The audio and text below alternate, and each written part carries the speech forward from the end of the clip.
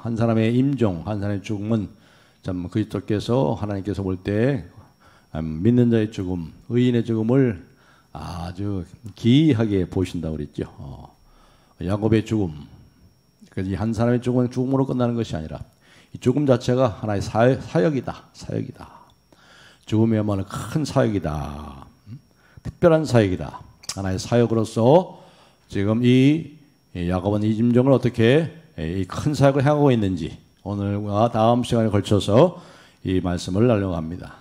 지난주에는 어떤 말씀을 드렸죠? 지난주에 말씀의 제목이 생각납니까? 금요밤 기도회 때 순례길의 동반자, 요셉의 순례길의 면면에 우리 하나님께서 은혜로 늘 함께 하시는 그 하나님, 또 야곱을 통해서 내 인생길에 나의 환난 중에 나와 함께 하신 하나님, 동반자이신 그 하나님에 대해서 순례길의 동반자 그런 제목으로 말씀을 드렸죠. 저와 여러분의 인생의 동반길에 외롭지 않습니다.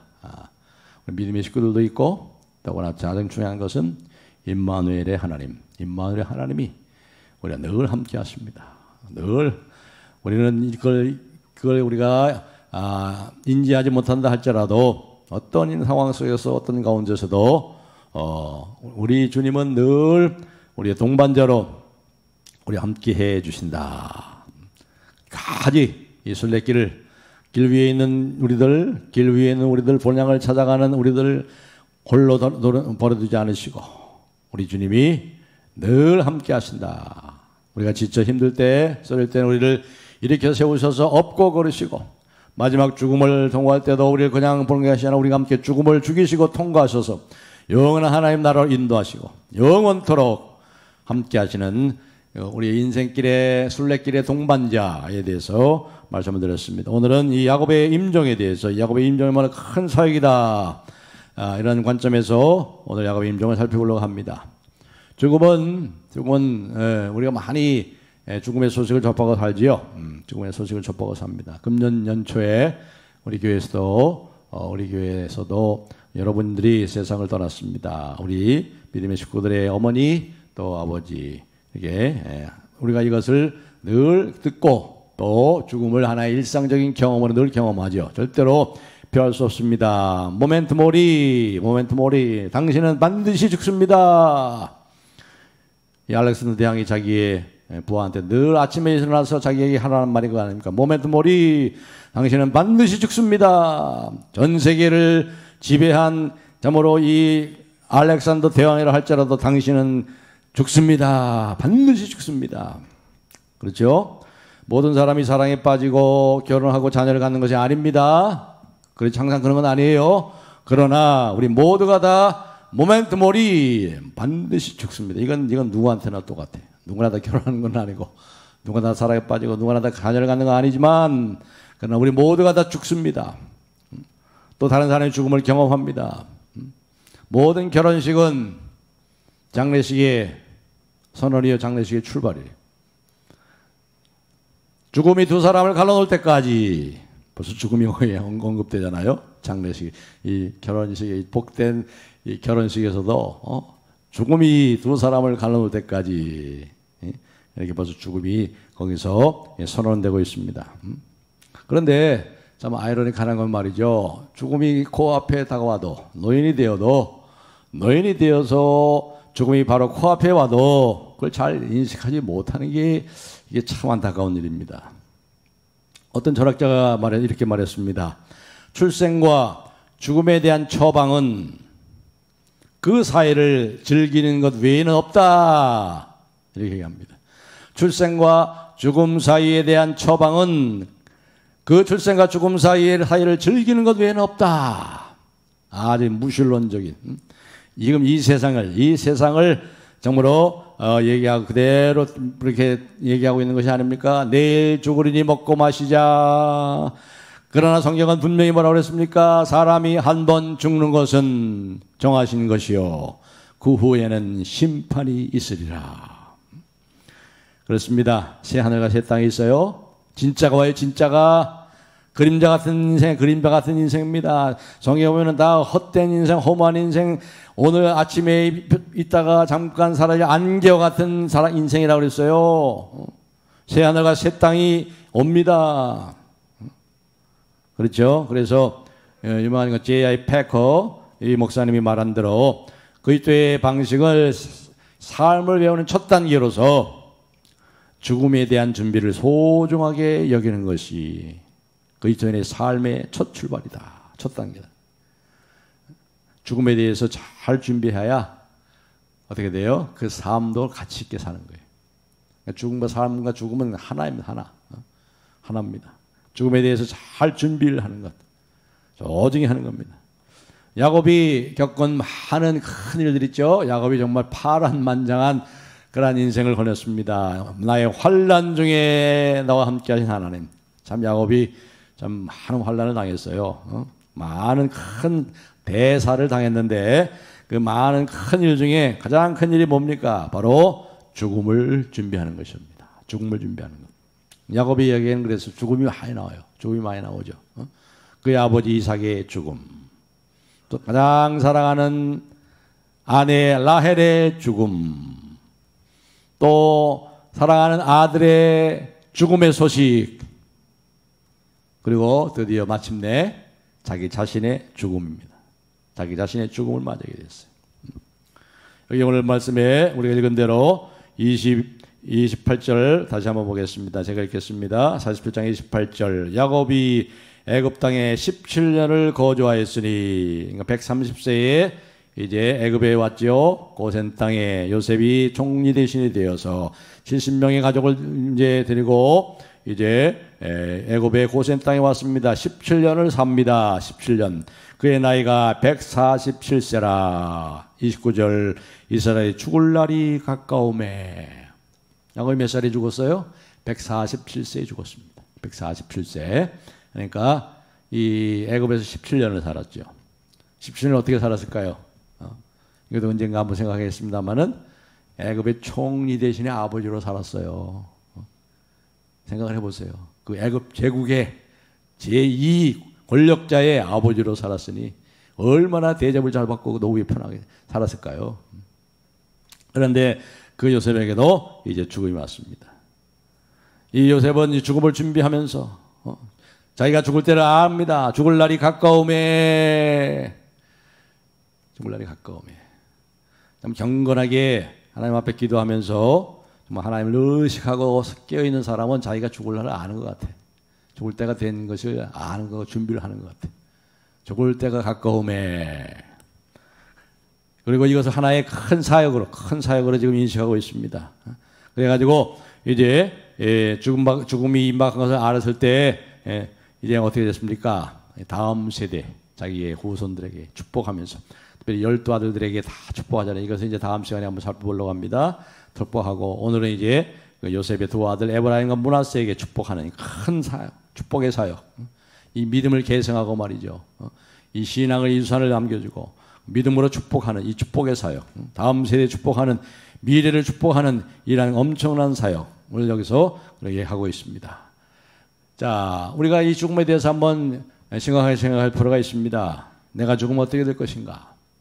마틴 로이드 존스 목사님, 20세기 가장 위대한 설교자요. 제가 가장 좋아하는 목사님입니다. 제가 논문도 그 목사님에 대해서 제가 논문을 썼는데, 이 마틴 로이드 존스 목사님이 늘 하나의 큰 자기에게 피할 수 없는 질문이 늘 있었다는 거예요. 그것이 늘 자기 귀에 쟁쟁 울리는 그런 질문이 하나 있었답니다. 그게 뭡니까? 물어봤더니 이 마틴 로이드 존스 목사님이 내가 하나님 앞에 섰을 때, 하나님 심판대 앞에 섰을 때 너는 뭐 하다 왔느냐? 내가 맡긴 사명을 잘 감당하고 왔느냐? 이 하나님의 질문 앞에 내가 어떻게 대답할 것인가? 이것이 가장 자기에게 두려웠고 이것이 자기 귀에서 떠나지 않았다는 건 늘 그것이 자기의 의식 속에 생생하게 울렸다는 거예요. 내가 죽고 하나님의 심판대 앞에 섰을 때 정말 나를 향해서 하나님께서 잘했다 착하고 충성된 종아 이렇게 칭찬하실까? 이 질문이 항상 자기에게 있었다는 거예요. 그렇습니다.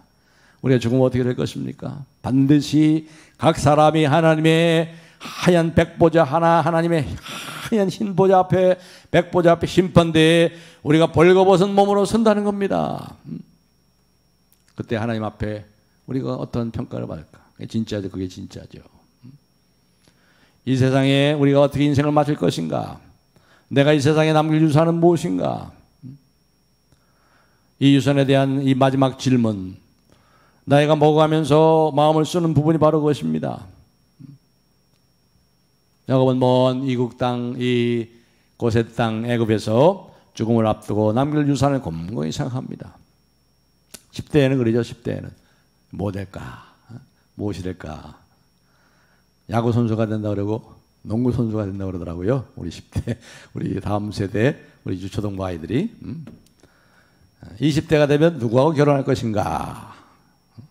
또 내가 무엇을 성취할 것인가? 그리고 나서 이제는 뭡니까? 인생이 40이 되면 성공과 이 성취에 대한 질문에서부터 이제 인생의 중년이 되고 인생의 전반전이 끝나고 후반전이 넘어가면 정말 의미와 가치를 찾게 돼요. 의미와 가치를 찾고 내 인생에 어떤 게 의미가 있는가? 내 인생에 정말 가치 있는 인생을 살고 있는가? 내가 어떻게 이 신앙의 유산들을 남길 것인가? 이러한 문제들을 생각하게 되는 거예요. 특별히 우리가 중년의 위기라는 그러한 시대에 들어오게 되게 되면 내가 참으로 무엇을 이뤘는지, 그리고 우리가 한 일이 정말 가치가 있었는 일이 내가 한 것이 가치가 있었는가, 그래서 스스로가 심각하게 질문하는 겁니다. 그리고 이제 남은 일생 동안 내가 무엇을 하며 지낼 것인가, 그런 생각을 하게 되죠. 그렇습니다. 죽음이라는 것은 하나의 신비입니다. 신비. 왜냐하면 우리가 한 번도 경험을 해보지 못했잖아요. 아무도 경험을 해보지 못했잖아요. 사람을 잃었을 때 슬퍼하는 것 외에는. 그러나 우리의 삶이, 이 세상의 삶이 끊어지는 그 순간 시간을 초월한 영혼을 생각하도록 그 죽음은 또 우리에게 도전을 주는 거예요. 죽음은 우리를 다 평등하게 만들죠. 다 평등하게 만듭니다. 우리를 높이 올리기도 하죠. 우리를 한계 위로 올립니다. 그리스도인에게 죽음은 그래서 뭡니까? 우리의 몸이 부활하고 새하늘과 새 땅에 참여하는 것입니다. 하늘로 올리신 이 예수님처럼 우리 영혼이, 우리 육신은 땅에 묻힌다 할지라도 우리 영혼이 들려서 올라가는 거죠. 그래서 바울 사도는 죽음을 아주 이렇게 뭡니까? 룩다운 했어요. 아주 우습게 여겼어요. 사망아, 너희 쏘는 것이 어디 있느냐? 그리고 사망의 마지막 쏘는 것, 사망의 이 죽음이 뭐라고 했습니까? 우리의 마지막 원수다 그랬어요. 원수다. 고린도전서 15장 26절에 맨 나중에 멸망받을 원수는 사망이라. 왜 이 멸망받을 원수라고 그럴까요? 이 죽음이.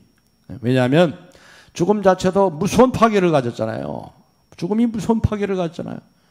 그래서 사람을 마음을 향해서 우쭐거리고 사람을 죽음으로 휘잡아가지고 죽기를 두려워하게 만들죠. 죽기를 두려움으로 죽음의 종으로 들어가게 하지요. 그렇기 때문에 이 마지막 원수는 바로 이 멸망받을 이 사망이라는 거예요. 사망. 그래서 이 마지막 원수인 죽음은 죽음으로 죽이는 거예요. 죽음으로 죽이는 거예요. 우리가 죽을 때 죽음을 죽여요.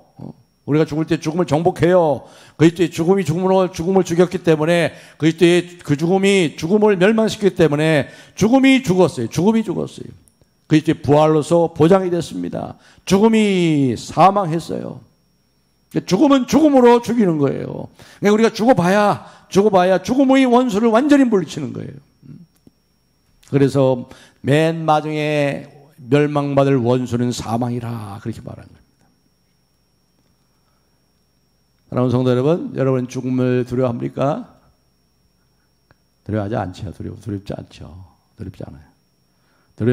물론 이제 죽음에 대해서 경험이 없기 때문에 그러한 인간적인 어떤 그런 죽음에 대한 그런 막연한 불안과 그런 게 있습니다만은 진정한 그리스도인이라면 예수 안에서 이미 죽음을 죽이셨고 죽음의 완전히 해결받았고 이 바울처럼 우리가 죽음을 두려워하지 않습니다. 이것이 죽음이라면 내가 무엇을 드려하리요? 땅은 물러가고 하늘이 열리니 이것이 죽음이라면 내가 무엇을 드려하리요? 그렇게 말하잖아요. 어느 목사님은 그러죠? 뭐라 그래요? 죽음이 다가오니까 오셨대, 나 간대, 그러고 가셨다는. 천사가 자기를 모시러 온 거예요. 오셨대, 나 간대, 그러고 갔다는 잖아, 아닙니까? 우리 장모님도 돌아가실 때, 얘들아, 내가 먼저 아버지 집에 갈 테니까. 나중에 다 만나자, 아버지 집에서 만나자. 그러고 돌아가셨어요. 저희 아버님도 할렐루야. 천사같이 얼굴이 환해져가지고, 그렇게 돌아가셨어요. 그렇습니다. 우리가 죽음을 두려워할 필요는 없어요. 그러나 죽음을 준비를 해야죠. 준비해야 돼. 야곱처럼 큰 사역으로 준비를 해야 돼. 죽음의 의미를 되새겨보고 그의 소망을 확인해 볼 수 있는 기회로 또 우리가 우리의 다음 세대들에게 이 어떤 신앙의 유산을 남길 것인가 죽음을 잘 준비하고 깊이 생각하는 것이 필요한 겁니다. 그럴 때 우리의 삶이 더 가치 있게 되고 더 진지하게 되는 거죠. 마틴 루이스 목사님처럼 하나님 앞에 설 때 심판받을 때 정말 잘했다 착하고 충성된 종이라 칭찬 들을 수 있도록. 이제 야곱이 이제 이 죽음을 앞두고 임박한 것을 알고 이제 이렇게 얘기합니다. 야곱이 자기 아들 요셉을 불러가지고 이제 자기가 이제 죽게 되면 나를 이 애굽 땅에 장사하지 말고 이제 약속의 땅 그렇게 해라. 허벅지 안에 손든다고 그랬는데 허벅지가 뭐냐면 정확하게 하면 환도뼈. 지금 이 환도뼈를 다친 이후에 이 누굽니까? 야곱은 다리를 절었어. 절뚝발이로 살았어요, 평생. 그때 나이가 37, 8세입니다. 17, 18살 때 라반 삼촌의 집으로 도망왔잖아요. 그리고 거기서 20년을 살았잖아요. 20년 만에 돌아왔죠. 그러니까 37, 38에 환도뼈가 부러져서 그때부터 다리를 쩔뚝거렸습니다. 쩔뚝거렸어요. 지팡이를 늘 가지고 있었어요. 그는 쩔뚝거리는 사람이었지만 그런 하나님 앞에 참으로 바로 된 자가 됐죠. 그래서 그가 이 지팡이에 오늘도 보니까 여기 47장의 마지막 31절에 보면은 야곱이 또 이르되 내게 맹세하라 하매 그가 맹세하니 이스라엘 침상머리에서 하나님께 경배하니라 이렇게 기록이 됐는데 NIV 성경 영어 성경이라든가 히브리서 11장 21절을 우리가 참고해 보면은 지팡이 머리에 의지하여 하나님께 경배했다고 그랬어요. 이스라엘의 침상머리에서 하나님께 경배한 것이 아니고 지팡이 머리 위에서. 히브리서 11장 21절에도 그래 똑같은 말씀이 나와요. 지팡이 머리에 의지하여. 또 NIV 성경 구약을 영어 성경으로 가장 잘 번역된 NIV에도 on the top of his step. 지팡이 머리 위에 있다는 거예요. 그 지팡이가 뭐예요? 그 지팡이. 에서에게 도망칠 때 그 지팡이 하나 가지고 나왔잖아요. 지팡이 하나하고 기름 한 통 가지고 올리브유 하나 가지고 개나리 보쌈처럼 개나리 보따리 어디에다 그 지팡이에다 그 지팡이입니다. 애굽에서 에서에게 도망칠 때 가져온 그 지팡이. 요단강을 건너고 하나님의 사자와 씨름할 때에도 야복나루에서 뭡니까 가지고 있던 그 지팡이.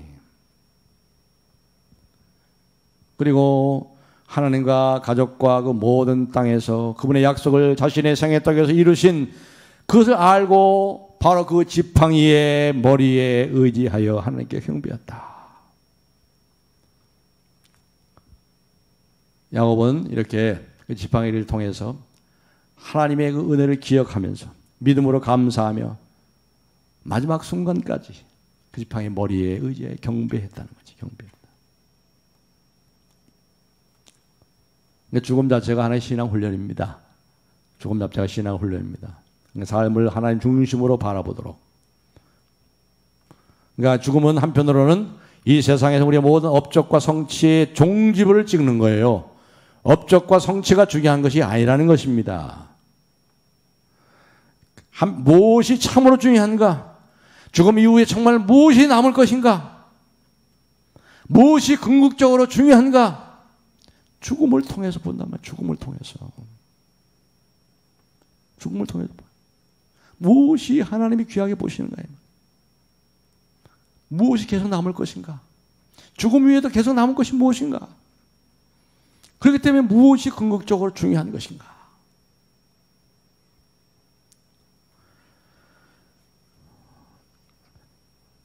야곱은 이제 죽음의 마음을 알고 이제 그 요셉에게 그렇게 부탁하죠. 그런데 우리가 알다시피 이집트에는 뭐가 유명하죠? 피라미드 유명하죠. 피라미드 뭐죠? 무덤이에요. 무덤. 피라미드, 스핑크스 이런 거 엄청난 유적이죠. 유적입니다.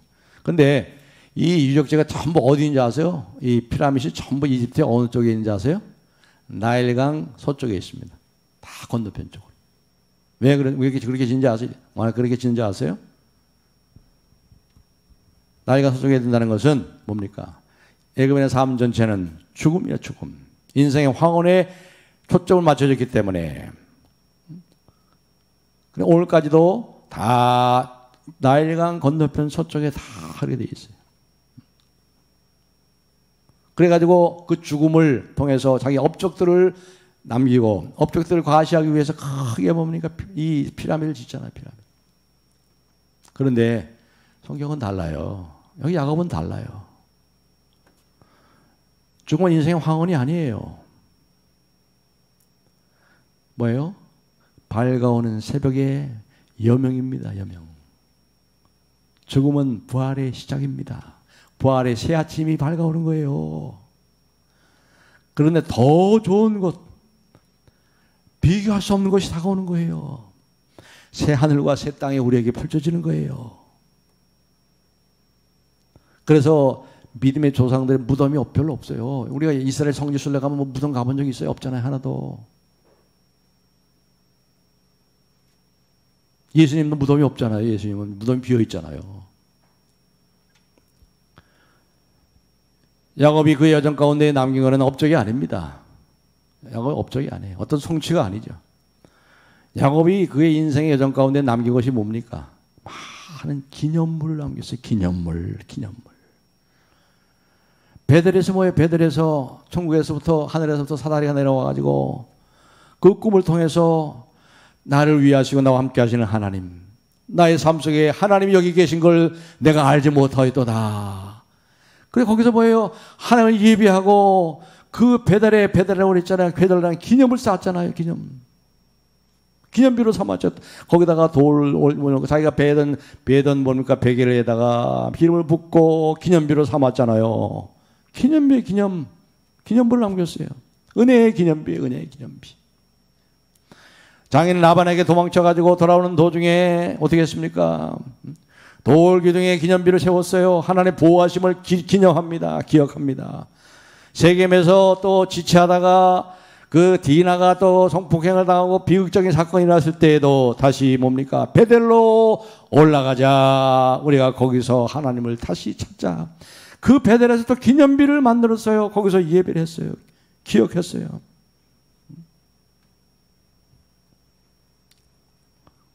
그리고 뭡니까? 귀향의 기념비. 사랑하는 아내 라헬이 산고 끝에 죽자 어떻게 했습니까? 다시 베들 넘어가는 그 길에 세워서 라헬의 묘를 기념했어요. 사랑의 기념비. 또 야곱이 여기 오늘 우리가 읽었습니다만 침상에서 어떻게 했어요? 침상에서 그 지팡이 머리에 의지해서 하나님께 경배했어요. 그 기념비는 지팡이로. 내가 지팡이 하나 가지고 왔는데 이렇게 많은 때를 이루었습니다 하신 나에게 부를 주시고 함께 하시고 약속대로 나에게 큰 복을 주신 그 하나님을 잊지 않는 기념비. 고된 훈련을 통해서 이 야곱은 절뚝거렸습니다만, 절뚝거리는 성도였지만 그 기념비를 통해서 늘 하나님을 기억했어요. 여러 장소에 기념비를 세웠어요. 자신의 믿음을 이어가기 위해서. 누가 이 약속을 이끄시는가? 하나님을 잊지 않고 늘 기념비. 여러분의 인생길에 기념비가 있습니까? 기념비? 하나님이 도우셨다. 에베네셀까지 도우셨다. 기억하세요. 잊지 마시고 나의 나 된 것은 하나님의 은혜로라. 신실한 하나님. 야곱이 그래 한마디로 뭘 기억했습니까? 우리 48장 15절 16절을 우리 다 같이 읽어보겠습니다. 48장 15절 16절 시작. 그가 요셉을 위하여 축복하여 이르되 내 조부 아브라함과 아버지 이삭이 섬기던 하나님, 나의 출생으로부터 지금까지 나를 기르신 하나님, 나의 모든 환난에서 건지신 여호와의 사자께서 이 아이들에게 복을 주시오며 이들로 내 이름과 내 조상 아브라함과 이삭의 이름으로 칭하게 하시오며 이들이 세상에서 번식돼 가시기를 원하나이다. 나를 지금까지 기르신 하나님, 나를 모든 환난에서 건지신 여호와 사자께서, 그렇죠? 늘 기억해, 늘 기념했어요. 기억하고. 이제 그러나서 이제 야곱이 병들었다는 소식을 듣습니다. 이제 요셉이 이제 그래가지고 이제 야곱에게 옵니다. 야곱이 오는데 그냥 오는 게 아니고 두 아들을 데려와요. 두 아들, 이 애굽에서 난 두 아들. 그러니까 이 애굽에서 낳았으니까 지금 17년을 살았으니까 이 아이들이 적어도 16, 17, 18 정도 됐을 겁니다. 한 청소년도 됐겠죠. 두 아들이 한 17 이상 됐겠죠. 이제 할아버지에게 축복을 받고자 이제 임종의 가장 중요한 상인 후손들에게 복을 주고 축복하는 이 할아버지 이 야곱에게 이제 손자들을 데리고 오는 거예요. 그런데 야곱도 보니까 나이가 많아서 그런지 여기 48장 10절에 보니까 어떻게 했습니까? 한번 볼까요? 48장 10절 제가 봅니다. 이스라엘의 눈이 나이로 말미암아 어두워서 보지 못하더라 그랬어요. 그 이삭처럼, 이삭은 뭐 훨씬 그 전부터 눈이 이제 어두웠죠. 그런데 이스라엘도 이제 147세가 되니까 눈이 나이로 말미암아 어두워서 보지 못하더라. 요셉이 두 아들을 이끌어 아버지 앞으로 나아가니 이스라엘 그들에게 입 맞추고 그들을 안고 이렇게 나옵니다. 이제 두 아들을 데리고 왔는데 그 두 아들을 이제 안고 한 17살, 18살 해야 되는 두 손자를 안고 입을 맞추고 그리고 이제 무릎에다가 다 이렇게 앉힙니다. 그러면서 이제 되풀이해서 이제 축복을 하죠. 이렇게 되풀이해서 축복합니다. 48장 4절에 몸이 이렇게 하죠. 48장 4절. 내게 이르시되 내가 너로 생육하고 번성하게 하여 내게서 많은 백성이 나게 하고 내가 이 땅을 내 후손에게 주어 영원한 소유가 되게 하리라 하셨느니라 하면서 이와 같은 말씀을 하나님께서 아브라함에게 그리고 이삭에게 그리고 야곱에게 하신 말씀을 이 요셉과 그 후손들, 그 손자들에게 또 얘기를 하고 있습니다. 그러면서 이제 야곱이 이상한 행동을 하는 거예요. 이상한 행동. 그러니까 대략 한 17살, 18대인데 두 손자를 말이죠. 두 손자를 이제 입을 맞추고 무릎에 앉히면서 그들에게 이제 머리에다 안수하고 축복을 하는 거예요. 축복해요. 그러니까 우리가 이 가장은요, 하나님께 우리에게 축복을 주셨어요. 우리 자손들에게 축복하세요. 많이 축복을 해주세요. 많이 축복을 하시라. 우리에게 그런 가장에게, 아버지에게, 할아버지에게 그런 축복권을 주셨어요. 그러면서 뭐라고 얘기합니까? 이 야곱이 말이에요. 야곱이 이렇게 얘기하는 거예요. 11절 보겠습니다. 11절, 48장의 11절. 요셉이 이르되 내가 네 얼굴을 보리라고는 생각하지 못하였더니 네 얼굴을 보리라고는 생각지도 못했는데 하나님이 내게 네 자손까지도 보게 하셨도다. 참 하나님 너무 좋으신 하나님. 하나님 과분한 은혜. 내가 네 얼굴도 보지 못하는 줄 알았는데 네 자손까지 네 자식까지도 내가 볼 수 있게 해주셨구나. 이 은혜가 넘치는 이 일을 헤세드의 하나님 앞에 고백하고 감사합니다. 하나님 앞에 우리 은혜를 갚을 길이 없어요. 우리 하나님 은혜로 사는 사람들이에요. 하나님 축복으로 사는 사람들입니다. 얼마나 우리가 감사해야 되겠습니까? 그러고 나서 이제 요셉이 두 아들에게 이제 할아버지에게 와서 축복을 했는데 이제 누가 장자예요? 므낫세가 장자 아닙니까? 므낫세가 장자고 에브라임이 차자인데 그렇게 해가지고 이제 이 요셉이 아버지 아브라함의 오른쪽에 이제 므낫세 큰 아들을, 둘째 아들을 왼쪽에 이렇게 했어요. 그런데 요셉은 말이죠, 이상한 행동을 하는 거예요. 그가 평생 받은 훈련을 통해서, 그가 평생 훈련 속에서, 연단 속에서 깨달은 하나님의 그 훈련 속에서 어떤 새로운 일을, 이상한 일을 하는 거예요. 어떻게 했어요? 야곱이 손을 엇갈려서, 손을 이렇게 엇갈렸어요. 손을 양쪽에 이렇게 엇갈려가지고 오른손을 차자인 에브라임에게, 왼손을 장자인 이 므낫세에게 이렇게 올리면서 축복하는 거예요. 그러니까 이걸 보고 요셉이 아니에요 아버지, 아니에요 아버지, 그렇게 하자, 그게 아니지요. 그리 마옵소서 이렇게 해야죠. 48장 18절로 보겠습니다. 48장의 18절 제가 읽겠습니다. 그의 아버지에게 이르시되 아버지여 그리 마옵소서, 이는 장자이니 오른손을 그의 머리에 얹어서 하였으나 그의 아버지가 허락하지 아니하며 이르되 나도 안다 내 아들아 나도 안다. 그도 한 족속이 되며 그도 크게 되려니와 그의 아우가 그보다 큰 자가 되고 그의 자손이 여러 민족을 이루리라고. 나도 알아, 나도 안다 내 아들아, 나도 안다 내 아들아, 그렇게 얘기하는 거예요.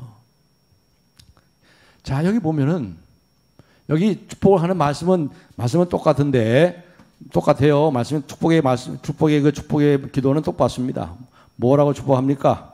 20절 보세요. 20절. 그날에 그들에게 축복하여, 그들이 누구예요? 므낫세와 에브라임이죠. 에브라임과 므낫세에게 축복하여 이르되 이스라엘이 누구예요? 지금 축복하는 야곱이죠. 할아버지 이스라엘이, 야곱이 너로 말미암아 축복하기를 하나님 네게 에브라임 같고 므낫세 같게 하시리라 하며 에브라임을 므낫세보다 앞세웠더라. 그들에게 축복했으며 너로, 그러니까 양쪽에 너로, 므낫세는 므낫세대로, 이 에브라임대로 너로 이제 복을 받게 하는데 복을 받게 하리라, 그렇게 하고 있습니다. 자, 축까지 복을 하는 건 축복합니다. 그런데 도대체 야곱이 뭘 안다는 겁니까? 아들아 나도 안다, 나도 안다. 이게 여기 오늘 이 메시지의 중요한 점이죠. 참 큰 점이죠. 나도 안다. 이 예상 외의 말입니다. 예상 외의 말이죠. 자, 여러분 우리 한번 생각해 보세요. 이삭이 축복했었잖아요. 이삭이 눈이 어두워가지고 야곱이 이제 애선지 알고, 그렇죠? 눈먼 이삭을 속였죠. 그래서 이삭이 자기 자신도 모른 채 그를 축복했어. 누굴 축복했어? 야곱을 축복했죠. 그런데 생각해 보세요. 근데 지금 이 야곱은 어떻게 하고 있어요? 지금 비록 눈이 멀었지만, 눈이 지금 멀었다는 말 안 했어요. 그냥 어두웠어요. 어두웠지만 지금 자기가 누구에게 축복하는지 알아요, 몰라요? 야곱은 알고 있어요. 야곱은 알아요. 에브라임에게 오른손으로 축복하고 그리고 므낫세에게 왼손으로 축복하는 거 알았어요. 이삭은 몰랐어요. 이삭은 누가 축복하는지 몰랐죠. 그런데 야곱을 축복했어요. 그런 생각을 해보세요. 야곱은 하나님의 계획을 알아요, 몰라요? 알아요. 그래서 의도적으로 하는 거예요. 의도적으로 하나님의 계획을 알아요. 생각을 해보세요, 여러분. 이삭이 자기가 축복하는 자가 누군지도 알지 못하고 축복한 축복도 번복할 수 없었는데, 이렇게 확실히 알고 축복하는 축복은 얼마나 더 확실하겠어요? 얼마나 더 확실하겠어요?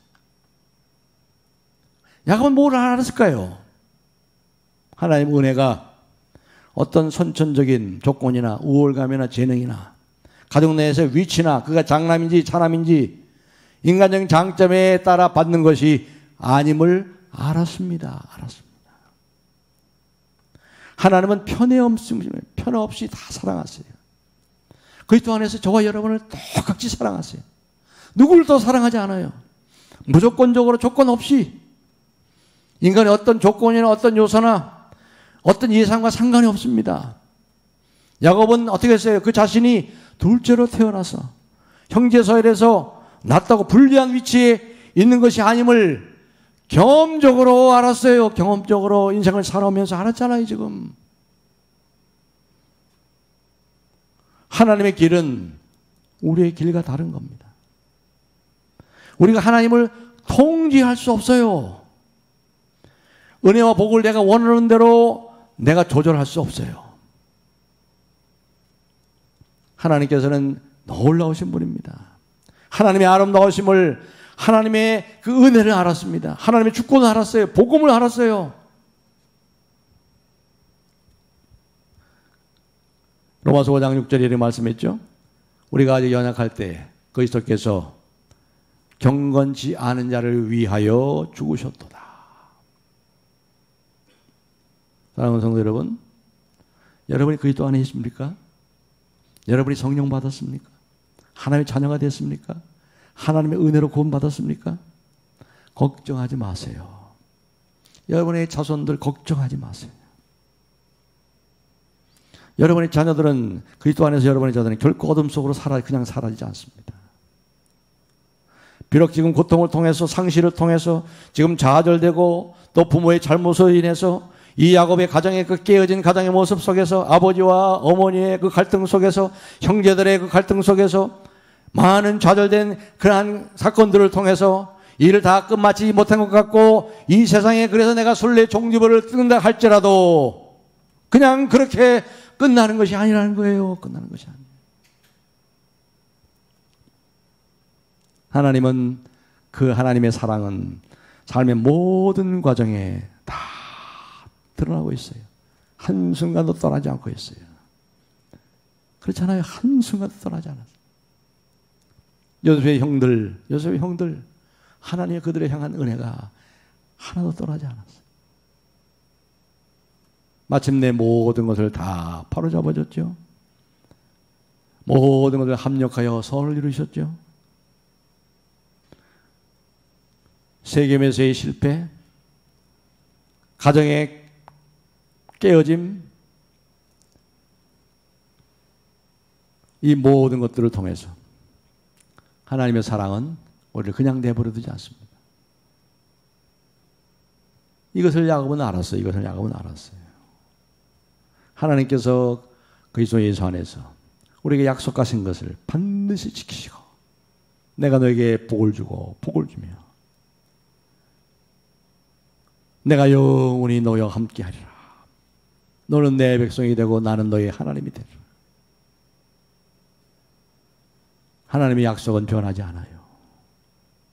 매일매일의 삶 속에서 하나님은 우리를 계속 찾아오시고 계속 필요한 은혜를 주셔요. 그것을 야곱은 알았습니다. 내가 다 안다. 내가 안다. 누가 우리를 그리스도의 사랑에서 끊으리요? 내가 확신하노니 내가 안다. 우리가 알거니와 우리가 안단 말이에요. 뭘 알아요? 하나님을 사랑하는 자, 곧 그 뜻대로 부르심을 입은 자들에게는 모든 것이 합력하여 손을 이루는 것을 야곱이 알아요. 요셉이 알아요. 누가 우리를 그리스도에서 사랑해서 끊으려? 내가 확신하노니. 사망이나 생명이나 천사들이나 장래이나 현재이나 장래이나 권세자들이나 그 어떤 다른 피조물이라도 그리스도 예수 안에 있는 하나님의 사랑에서 끊을 수 없음을 알았어요. 그런 거 걱정하지 마세요. 여러분의 자녀에 걱정하지 마십시오. 우리 교회 앞날에 대해서 걱정하지 마십시오. 하나님은 알고 하십니다. 그 하나님을 신뢰하세요. 이 지뢰 같은 야곱, 속이는 자여, 협작꾼이여, 사기꾼인 나 같은 것을 이렇게 축복하시고, 환난 속에 나와 함께 하신 하나님, 이렇게 축복의 사람으로 만드시고 이렇게 축복하는 사람으로 불러주신 하나님, 내가 너에게 복을 주고 내가 복을 주마. 그 하나님을 알았어요. 사랑하는 성도 여러분, 이 하나님 아십니까? 이 하나님을 신뢰하십니까? 그렇습니다. 야곱이 축복한다고 해서 야곱이 축복하는 것이 아니에요. 하나님이 하시는, 하나님이 주시는 거예요. 그렇습니다. 우리가 그리스도 안에서 거듭났습니까? 하나님의 자녀입니까? 여러분의 자손들이 참으로 주 안에서 거듭난 하나님의 백성입니까? 걱정하지 마십시오. 내가 안다. 나도 안다. 나를 인도하신 하나님이 내 자손도 인도하시고 복을 주시고 그들의 하나님이 되시고 그들은 하나님의 백성이 될 거다. 그렇습니다.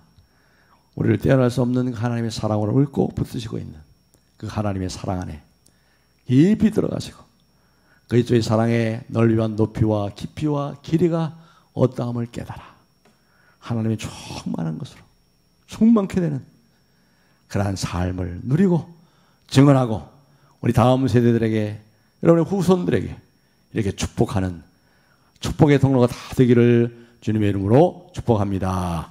우리 시간에 우리 함께 다 같이 한번 기도합시다. 우리 자손들 축복하면서 기도합시다.